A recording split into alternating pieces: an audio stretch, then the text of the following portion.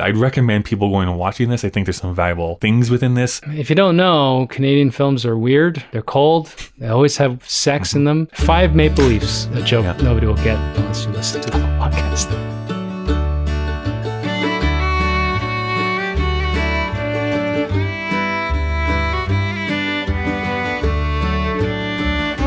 Welcome to Conde vs. the Machine video edition. This week we get to talk about the classic Canadian film, Mon Oncle Antoine, or My Uncle Antoine. Dave, what did you think about the best Canadian film of all time?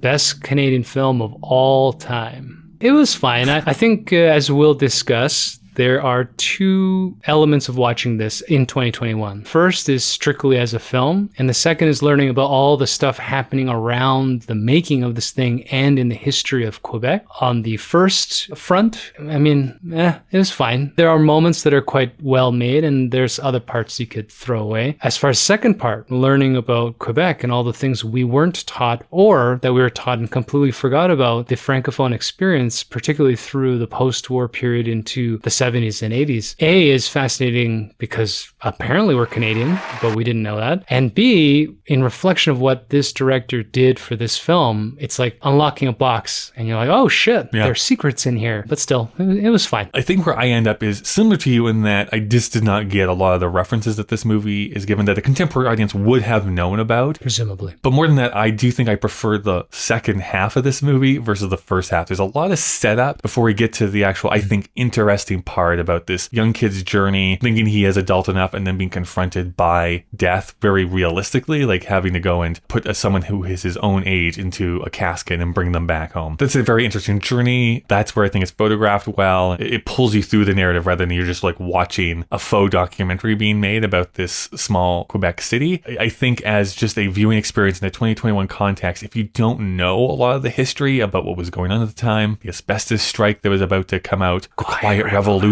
It's quiet.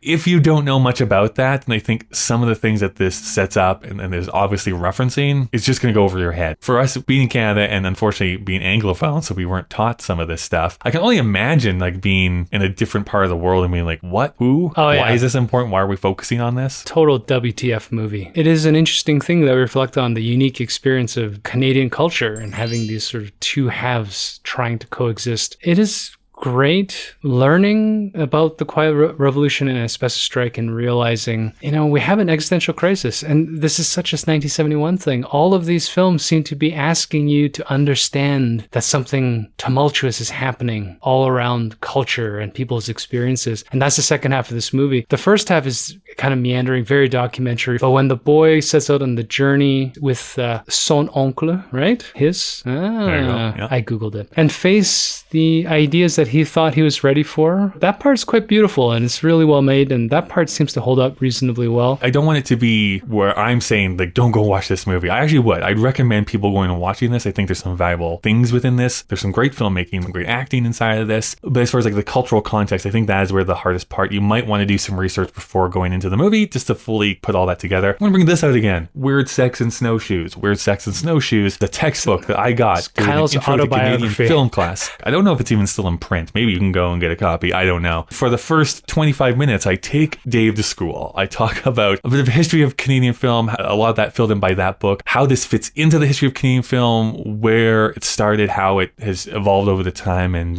why it seems like a lot of our auteurs are probably from Quebec rather than English-speaking Canada. If you don't know, Canadian films are weird. They're cold. They always have sex in them. It is kind of a fun thematic joke. Even Red Violin, I don't think we did a video review, you would think was about a violin. It's weird about violin sex. They're in the cold. Samuel L. Jackson's wearing a big fur hat. Spoiler alert, it's red. Because there's blood.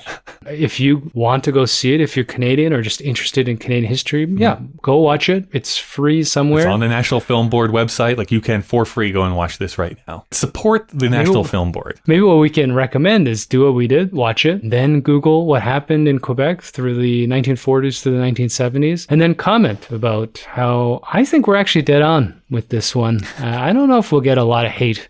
I like that. It's like, I'm pretty sure we're completely right. How could anyone disagree with what we're agreeing to agree about? That's right. Of course, if you have thoughts and feelings about Canadian film or this movie in particular, you can do that down in the comments below. You can, of course, subscribe so you get more videos each and every week. We give you 2, one on Monday, one on Friday. And of course, go subscribe to our podcast if you want to hear the full length conversation anywhere podcasts can be downloaded. Join the fun, join the community. Ask us what you want to see next, what you think about. You got to participate. You got to give to receive. Wow. I'm a weird sex, Dave. Jesus Christ. Just got to go put on my snowshoes, apparently. See you next week when we're going to talk about some Cars. Not Cars the movie, but we're going to be talking about Cars in a movie. Used to be the worst Pixar. They've subsequently lowered the bar. And then they made Cars 2. And then that was the worst.